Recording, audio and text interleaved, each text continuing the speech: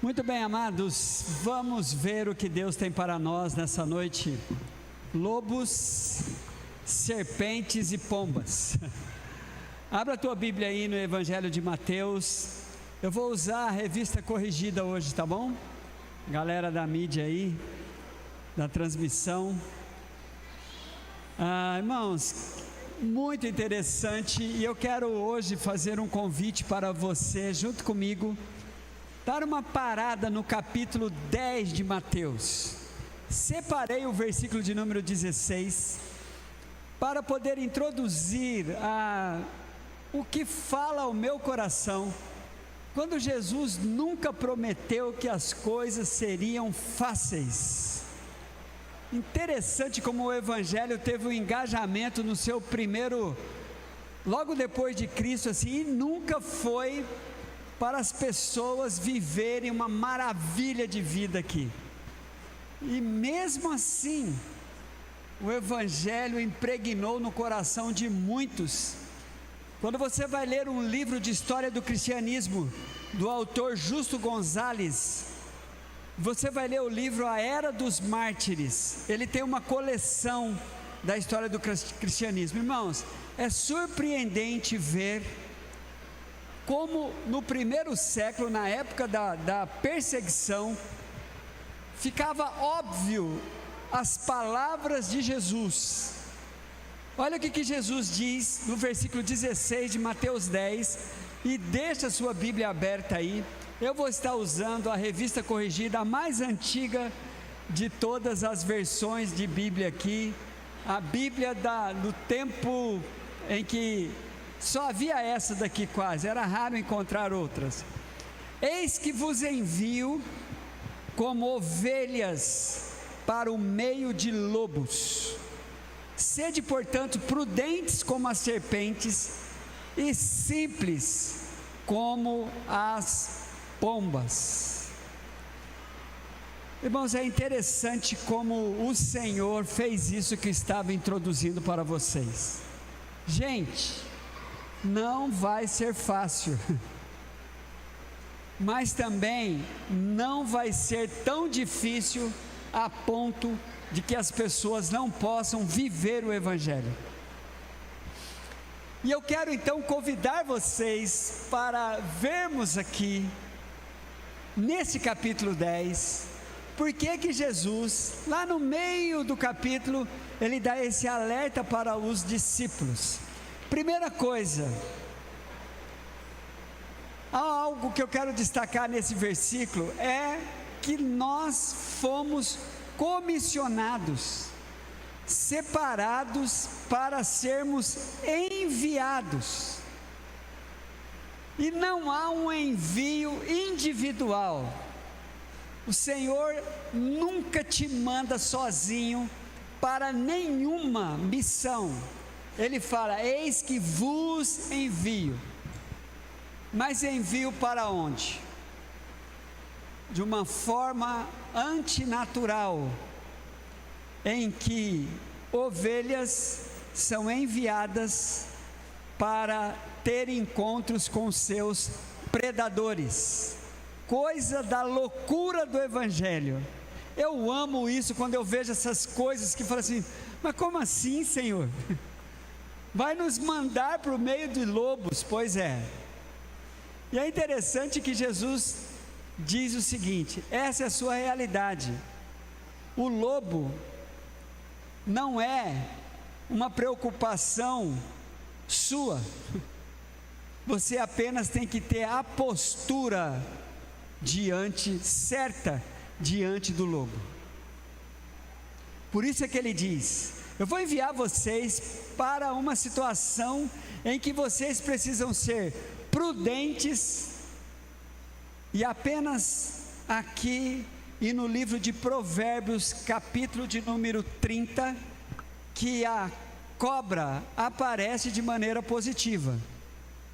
Em todo o resto da Bíblia, a serpente é meio que queimadinha assim, porque ela é o símbolo de Satanás. Mas apenas uma curiosidade bíblica aqui. E falando em curiosidade bíblica, siga aí a página da igreja, que tem algumas curiosidades bíblicas muito legais que nós gravamos essa semana. Muito bem, gente. Prudentes como serpentes e simples como a pomba. Essa prudência e essa simplicidade para vencermos a realidade de sermos jogados em um mundo mau, um mundo que a Bíblia diz que jaz no maligno. E a loucura do Evangelho começa nesse capítulo, irmãos, porque a Bíblia diz em 1 Coríntios 1,18 que a palavra da cruz é loucura. Começa já, para mim assim, é um grande impacto, quando no Evangelho de Mateus, nos primeiros versículos, nós vamos encontrar a separação e o envio dos 12 apóstolos. Você encontra aí a partir do versículo de 1 até a 4, a Bíblia dizendo que Jesus, eu vou ler o versículo 1, que aparece a missão dele, que diz assim, Mateus 10:1, e chamando seus 12 discípulos, deu-lhes poder sobre o espírito imundo, para os expulsarem, para curarem toda enfermidade e todo mal. Os próximos versículos 2, 3 e 4, aparece o nome deles. Aqui já começa a loucura. Aquele que nos envia, escolhe quem jamais escolheríamos, sabendo o que ele sabia, e eu e você sabendo o que Jesus sabia, dificilmente você escolheria estes homens. E a loucura do Evangelho é tão louca que até o seu próprio traidor, Jesus, separou. Eu estava olhando para isso, irmão, sabe o que veio ao meu coração? O controle de Deus. Isso me trouxe uma paz muito grande. Vamos assumir que Deus está no controle de todas as coisas. Está tudo no controle dele, não há nada que escape do controle de Deus.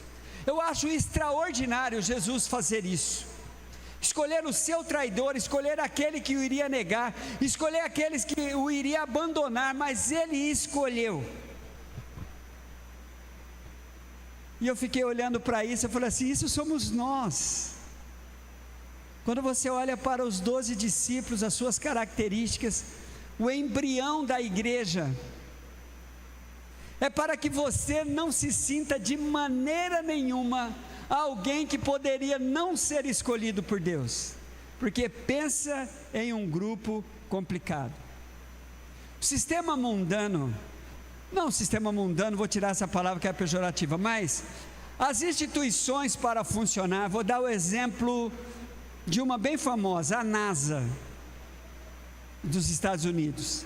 Só tem que ir os mais preparados, as pessoas perfeitas mesmo, capacitadas fisicamente, intelectualmente, para realizar as missões que a NASA realiza no envio de astronautas, essas coisas. Para exercer funções específicas, a pessoa tem que ser tremendamente capacitada. Aí quando chega no Evangelho, Jesus chama estes homens, que poderiam ter dito não para o chamado de Cristo, mas não conseguiram. Nenhum deles disse não ao chamado. Disseram não de outras formas, no cumprimento da missão. Alguns regrediram, ou melhor, alguns arranjaram uma forma de dizer não, mas para o chamado todos disseram sim. Há uma afirmação de Santo Agostinho de que a graça, o chamado de Deus é irresistível. Para os discípulos foi irresistível, ninguém consegue resistir. E eu acredito, irmãos, que em partes isso tem acontecido conosco. Nós titubeamos muito, mas não conseguimos deixar de nos preocupar com o nosso chamado. Tanto é que estamos aqui.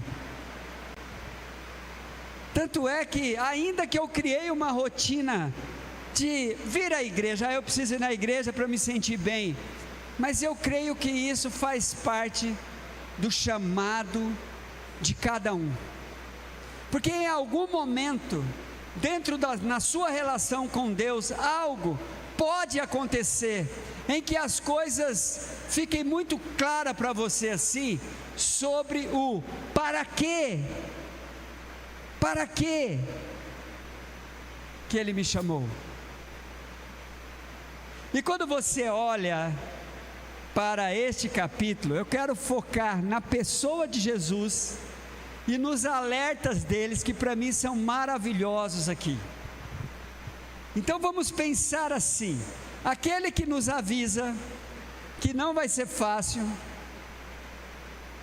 ele dá uma palavra como essa daqui. Olhe para o versículo de número 6, irmãos. Olha o que vai chamar a tua atenção no versículo de número 5 e 6. Jesus enviou esses 12, e se você quiser saber quem são esses 12, olhe no versículo 2, 3 e 4, mas não precisa ler agora, alguns deles você já conhece, sabe de cor. Jesus enviou esses 12 e lhe ordenou dizendo: não ireis pelo caminho dos gentios, nem entrareis em cidade de samaritano, mas ide antes, preste atenção nisso, mas ides antes as ovelhas perdidas da casa de Israel. Deixa eu lhe fazer uma pergunta: quem é o seu antes? Jesus, Ele não tem uma exclusividade, mas Ele tem suas prioridades, e Ele revela, Ele diz para nós: olha, para você eu tenho as minhas prioridades, você tem o seu antes. Antes de você fazer qualquer coisa que você está querendo fazer, Jesus está dizendo: ó, mas antes, vá viver o Evangelho para quem eu quero que você viva. Olhei para esse texto e falei assim: mas quem é o meu antes? Antes de eu fazer, antes de eu sair por aí, antes de eu ir para Conchinchina, para a China, ou então para qualquer lugar, se Deus me mandar para lá, quem é o meu antes? Cada um de nós temos na nossa realidade as prioridades de Deus. Algumas são clássicas, irmãos. Para o esposo, a prioridade de Deus é a esposa. Para a esposa, a prioridade de Deus é o esposo. Para ambos que têm filhos, depois de cuidarem de maneira perfeita, dentro do propósito de Deus um do outro, a prioridade de ambos são os filhos. E assim vai indo. O antes de você ser a melhor pessoa na sua profissão, seja a melhor pessoa antes para os seus antes. Quem são os seus antes? Eu olhei para isso e falei assim: mas antes, vá para as ovelhas perdidas da casa de Israel. É interessante que nós temos uma mensagem para ser vivida, a de que sou habitante do reino dos céus. Jesus diz no versículo de número 7: e indo pregai dizendo, é chegado o reino dos céus. Curai enfermos, limpai os leprosos, ressuscitai os mortos, expulsai os demônios, de graça recebeste, de graça dai. Não possuais ouro, nem prata, nem cobre em vossos cintos, nem alforjes para o caminho, nem duas túnicas, nem alparcas, nem bordão, porque digno é o operário do seu alimento. Mas eu olhei para isso aqui e achei tremendo, porque o Senhor está mandando a gente arriscar. O Senhor está falando: ó, você pode fazer isso, vocês podem fazer isso. Quando você vai ler a Bíblia, há destaque de alguns discípulos desses 12 realizando milagres. Mas se esse aqui é o embrião da igreja, se esses discípulos são o estereótipo, o início, os seres humanos que o Senhor escolheu para formar a sua igreja,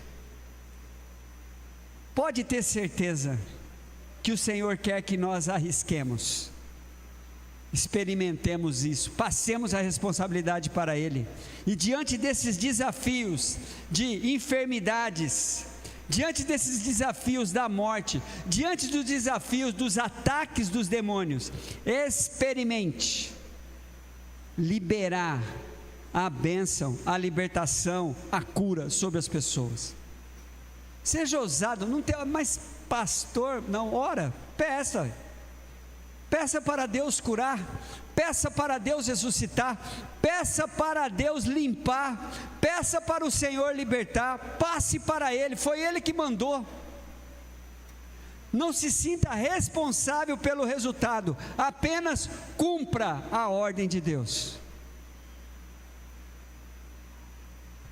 E é interessante que eu olho para esse texto e fico pensando assim: quem nos envia, Ele tem as prioridades dele nos meus antes, mas Ele deixa bem claro que olha que coisa linda, irmãos, o que eu preciso para realizar esta missão eu já tenho, que sou eu não preciso de outras coisas. O instrumento mais eficaz para realizarmos a missão do Evangelho somos nós. Jesus falou: você não precisa de dinheiro, você não precisa de armas, você não precisa de outra coisa que não seja você com a sua disposição de saber de que eu tenho um propósito para a sua vida. E olha aqui para mim, antes que você falar, isso é coisas para eles, não. Na minha maneira de ver, queridos, isso aqui é para incluir a todos. De alguma maneira você tem um interesse pelo Evangelho. Saiba que esse seu interesse pelo Evangelho já coloca você no alvo de Deus, para você começar a viver este Evangelho no cumprimento da missão. Essa palavra é para todos. Essa palavra é para mim, essa palavra é para você. Esse Deus vai deixar bem claro: ó, o que você precisa eu já te dei, você. Queridos, e antes de você tirar o seu corpo fora, basta você se preocupar em viver o Evangelho, que você não precisa nem falar, nem pregar, basta você viver, porque o Evangelho é libertador, o Evangelho é interessante, o Evangelho atrai as pessoas, é impressionante. E eu fico olhando para esse texto assim, Jesus falou: ó, não pega nada, você não precisa de 2 roupas, você não precisa de sapato top, você não precisa de uma arma, você não precisa de um bordão, você precisa se colocar à disposição. Tem uma frase evangélica que diz assim, ó, todo mundo já ouviu isso: Deus, vou até botar um tom de voz aqui, porque Deus não chama capacitados, Ele capacita os chamados. Bonitinho, né? Estava olhando para isso e falei assim, ó, tem alguns jargões que a gente fala assim, irmãos, eu estava aprendendo um pouco melhor sobre isso. Deus, Ele chama e usa os disponíveis. Basta a pessoa se dispor para Deus, Ele vai te usar, amém? Se disponha, não olhe para os debestes, não olhe para os profissionais da fé, não olhe para os estrelinhas, fale assim, Senhor, eu quero, porque eu preciso ser usado. Deus usa os disponíveis. Tem hora que somos desafiados, né, a fazer alguma coisa, mas na realidade do reino, se disponha, nas suas orações, se disponha. Deus usa os disponíveis, aí Ele vai tratar. Quando eu olhei para esses 12, eu falei, esses indivíduos foram capacitados pelo Senhor, porque eles se dispuseram a fazer isso, e o Senhor começou a dizer para eles, que eles iam ir, especificamente, vamos parar na missão dos 12, mas dentro da missão dos 12, vamos olhar para o que Deus quer falar conosco. Olhe para o versículo de número 11, por favor. Em qualquer cidade ou aldeia em que entrares, procurai saber quem nela seja digno, e hospedai-vos aí até que vos retires.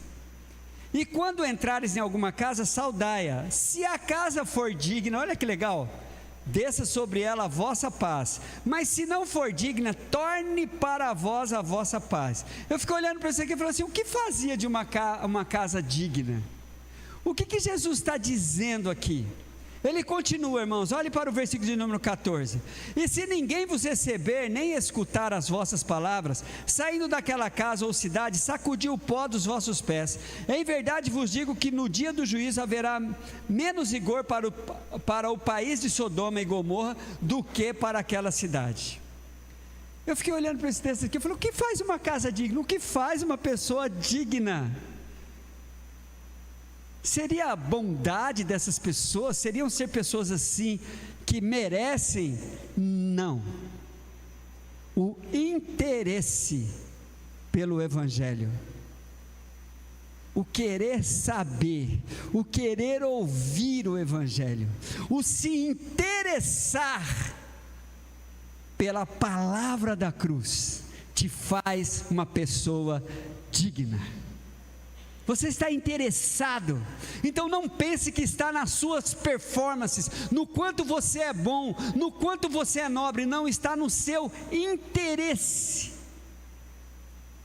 porque Jesus falou assim, ó, se nessa casa tiver pessoas interessadas,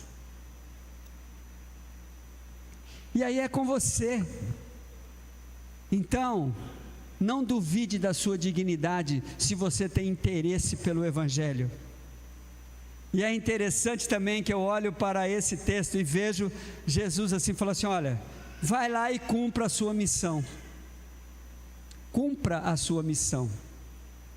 E Jesus vai deixando bem claro de que a mensagem que nós levamos, a mensagem que nós vivemos, gente, é uma mensagem de paz, para quem precisa de paz. Eles não foram enviados para acusar, para condenar, eles não foram enviados para acrescentar mais coisas, além do que eles tinham aprendido, eles foram enviados para viver o Evangelho, de maneira em que era óbvio que as pessoas precisavam de cura e de libertação e de sair do reino das trevas para o reino de Deus. E aí eles tinham uma mensagem muito simples, eles falavam de Jesus,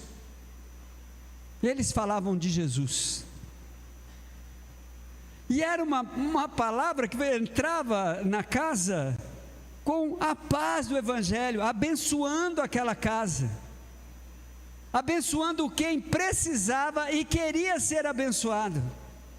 E tem mais que Jesus fala, que eu gosto muito, de que se as pessoas recebessem a bênção, amém, mas se não, a bênção voltava. Olha só, então, meu irmão, dando a abençoar, só abençoa, porque eu fico imaginando assim, bom, se a bênção não for recebida, volta, as palavras ruins também, quando não são recebidas, volta, tá? Porque as nossas palavras são sementes. Eu fiquei olhando para isso aqui, achei maravilhoso. Se a bênção volta, a maldição também volta. Então abençoe, abençoe. Olha o que diz, e agora de propósito, porque veio na minha mente, 1 Pedro capítulo 3, versículo 8. Agora é na NVI, rapidinho aí, galera. 1 Pedro 3,8. Gente, não tem erro, né? Você tem que parar se estiver fazendo ao contrário, você tem que começar a fazer isso. Olha o que diz 1 Pedro 3,8 na NVI, tá, meninos?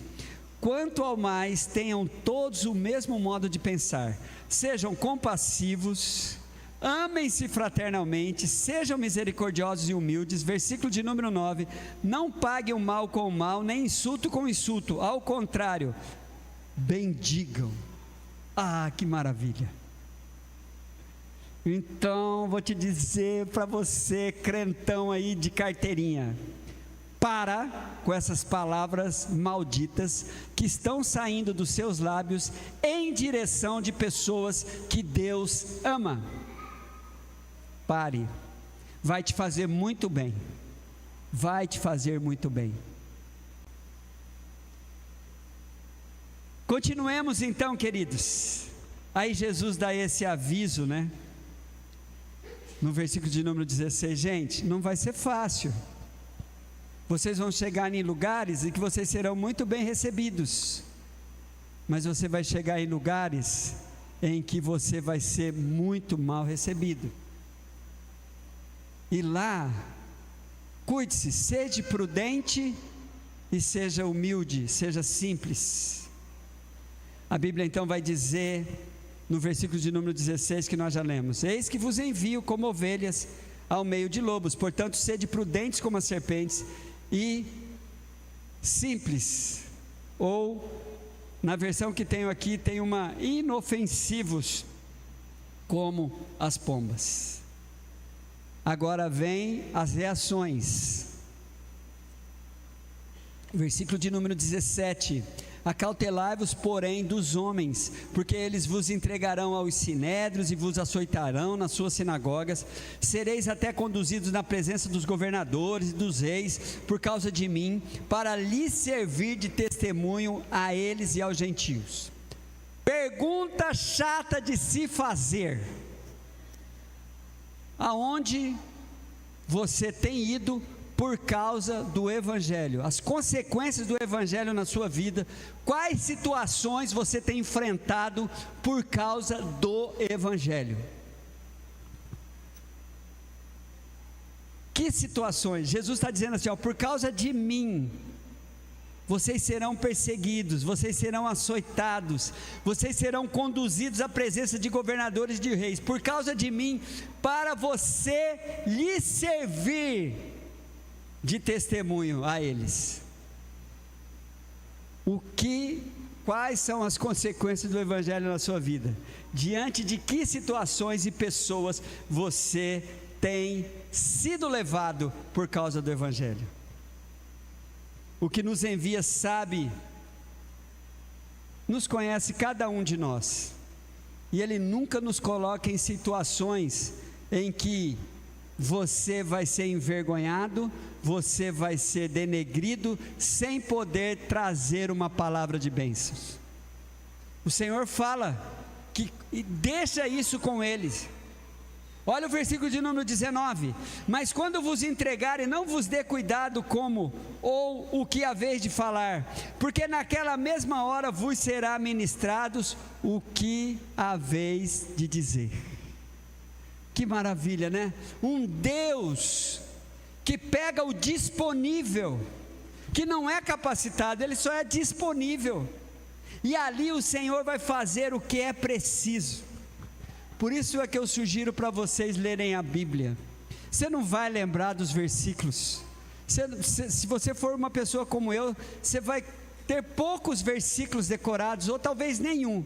Mas é impressionante como esse conteúdo na sua cabeça faz com que o conteúdo seja vivido por você em momentos cruciais da sua vida. Ele te conhece, Ele conhece o potencial de cada um. Ele sabe como te capacitar para você ser um Cristo para as pessoas. Gente, e tem uma coisa chata para dizer para vocês. Olha que coisa ruim de se ouvir. Nas oportunidades que eu tenho na minha vida, Se eu não consigo ser um Cristo para a pessoa, infelizmente, eu me transformo num diabo para ela. Diga misericórdia. E não tem saída, sabe? Ou é ou não é. Não tem neutralidade. Então, tome cuidado. Ou, olha só o que o pastor vai dizer. Porque Jesus deixa bem claro assim: nós estamos diante de 3 animais: o lobo, a serpente e a pomba. E quando eu não sou o Cristo que a pessoa precisa, eu acabo sendo um diabo na vida da pessoa. Por isso que Jesus falou: estou enviando vocês para uma situação difícil, e você tem que ser prudente, você tem que ser esperto, você tem que ser, e veja as características da prudência da serpente, não quero entrar nesses detalhes, mas só o símbolo que Jesus usou: sejam prudentes com a serpente, e sejam humildes ou simples como a pomba. Então, tome essa aí para você levar. Se você não estiver sendo Cristo nas situações em que você vive na sua vida, pode ter certeza, se você coçar a cabeça assim, você pode encontrar um chifre aí, do capeta, não é aquele outro chifre não, que está amarrado em nome de Jesus. Ou então você sentir alguma coisa assim, coçando nas suas costas, pode ser um rabinho lá que está nascendo. Diga misericórdia. Mas fixe essa frase: se eu não estiver sendo Cristo, eu estarei sendo capeta. Estou lascado agora.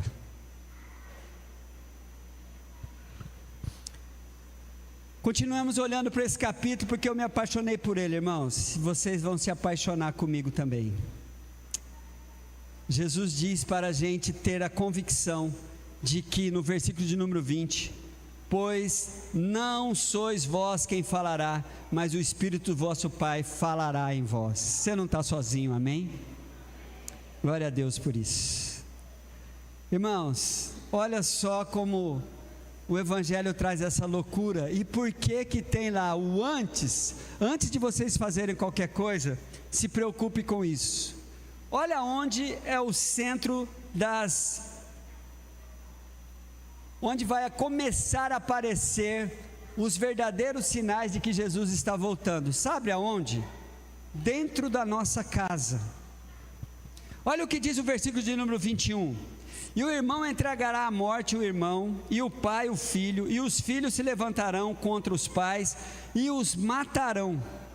E odiados de todos sereis por causa do meu nome, mas aquele que perseverar até o fim será salvo. Quando, pois, vos perseguirem nessa cidade, fugi para outra, porque em verdade vos digo, que não acabareis de percorrer as cidades de Israel, sem que venha o Filho do Homem.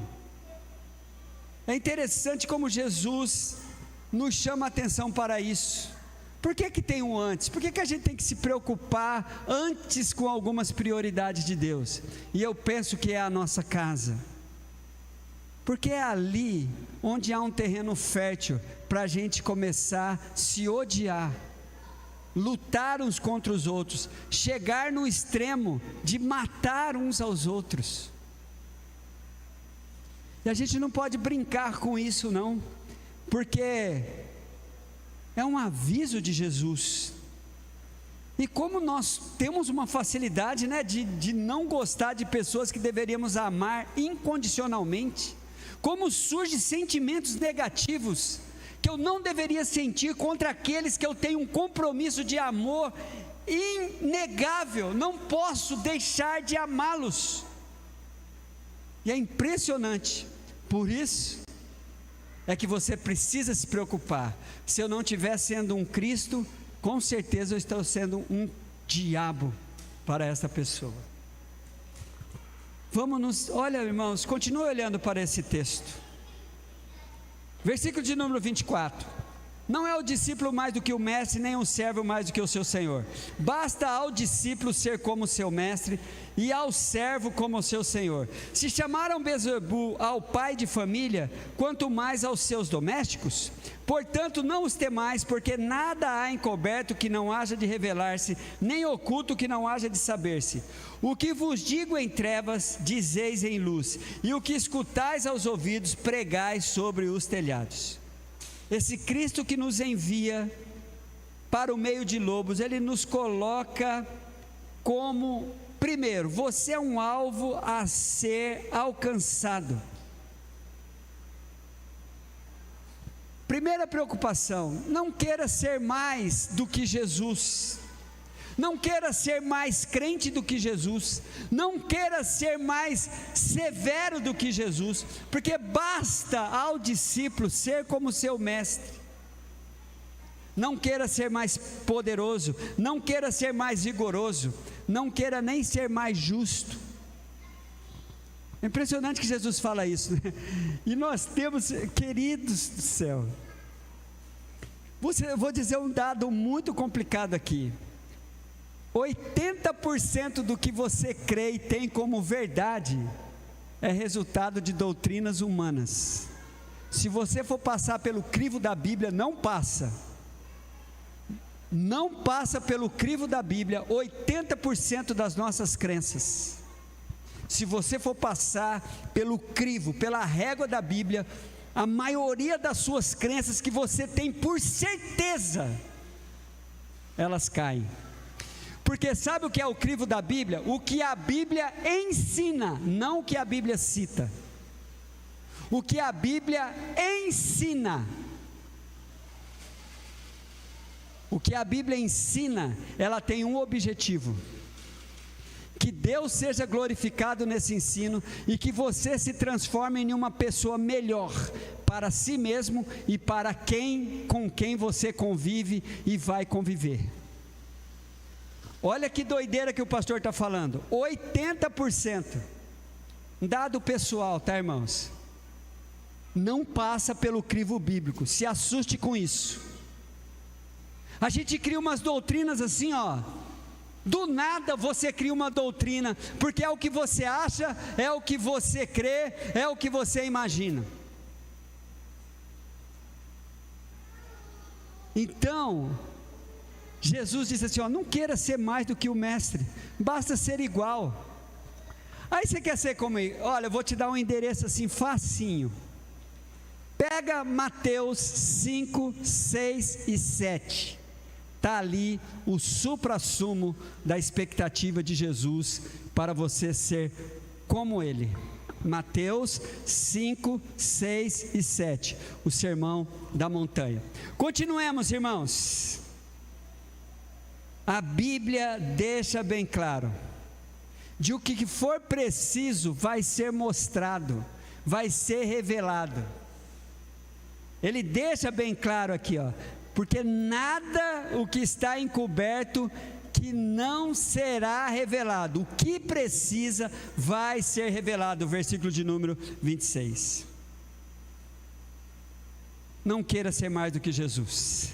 E já nos aproximando aqui para a conclusão, eu quero compartilhar com vocês, que aquele que nos envia deixa bem claro, que o nosso bem mais precioso, o grande tesouro que você tem, Ele tem preservado. Olha o versículo de número 29, a Bíblia vai dizendo aí, versículo de número 28, aqui, esse versículo já detona pelo menos umas doutrinas que existem aí, que as pessoas ensinam assim, mas não vou entrar no mérito da questão aqui.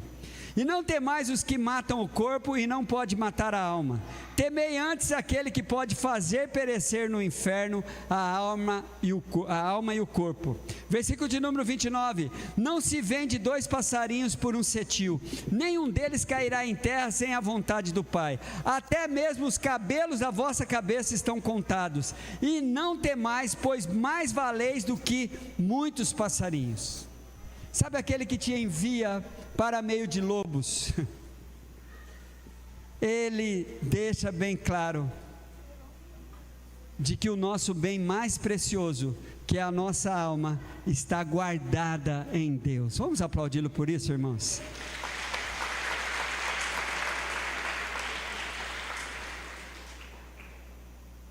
O que você tem mais de precioso em si é a sua alma. A sua alma. E Deus está no controle dela. Um Deus que está no controle de tudo mesmo. Saber, olha que detalhe bobinho, irmãos. Saber quantos cabelos tem na cabeça. Alguns irmãos facilita, né, Sivaldo? Mas tem outros que não. Olha para a cabeleira de alguns aqui. Olha como conta os cabelos da Nayara. Tá doido? Deus sabe, Nayara, que aí tem quantos? Deus está revelando aqui para mim. Não, brincadeira, mas brincadeira. Já viu o cara atender no telefone de Deus? Espera aí, Jeová está me ligando. Eu falei, nossa, tem cada doideira. Irmão, já pensou? Olha que coisa linda. Até o cabelo da vossa cabeça está contados. Então não tenha medo, porque vocês valem muito mais. Vocês têm um valor imensurável. Queridos, Ele está no controle de tudo, sabe de todas as coisas. Quando eu olho para esse texto, eu tenho então a responsabilidade de chegar lá no fim, irmãos. Agora vamos olhar com prestezas para esses 11 versículos que faltam. Portanto, qualquer que me confessar diante dos homens, eu os confessarei diante do meu Pai que está no céu. Mas qualquer que me negar diante dos homens, eu o negarei também diante do meu Pai que está nos céus. Não cuideis que vim trazer paz à terra. Não vim trazer paz, mas espada. Porque eu vim pôr em dissensão o homem contra o seu pai, a filha contra a sua mãe, e a nora contra a sua sogra. E assim os inimigos do homem serão os seus familiares. Sabe, Jesus está nos deixando pronto para a gente parar com essas mimimis familiares e saber que ao Evangelho ser vivido, essas barreiras caem por terra quando ambos querem viver o Evangelho. Agora, quando um não quer viver, vai dar sempre treta, irmãos.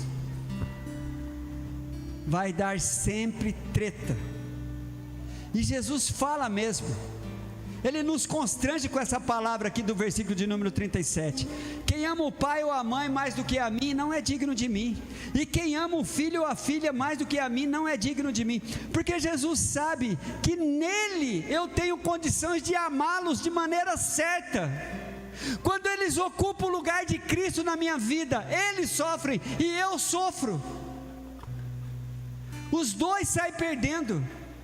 Nós somos egoístas, nós somos cobradores, a gente se decepciona, a gente chora, a gente cobra. Agora vá fazer como Jesus. Jesus só fazia perguntas. Você viu que ele não censurou Pedro? Chegou para Pedro e falou: Pedro, fez uma perguntinha para Pedro: tu me amas? Agora a gente coloca as pessoas erradas no lugar errado das nossas vidas. E aí Jesus fala: olha, me coloque no centro da sua vida, que você vai ver as coisas desenrolando. A Bíblia vai dizer no versículo de número 38: e quem não toma a sua cruz e não segue após mim, não é digno de mim. Você tem uma cruz para carregar, e sabe que cruz é essa? A sua história e as consequências difíceis dela. A sua história e os compromissos que você tem para cumprir por causa da sua história. Isso é a sua cruz. E você tem, e ela é intransferível. A cruz não é opção. O que é opção é se você vai seguir Jesus ou não. Quem não toma a sua cruz e não me segue após mim, não é digno de mim. Quem achar a sua vida, perdê-la-á. E quem perder a sua vida por amor de mim, achá-la-á. Irmãos, a única vida que temos para viver é esse Cristo. Eu sou o caminho, a verdade e a vida. Quando eu olho para esse texto, Eu vejo um amor imensurável de Jesus, porém um amor exigente. Por que o amor de Cristo é exigente?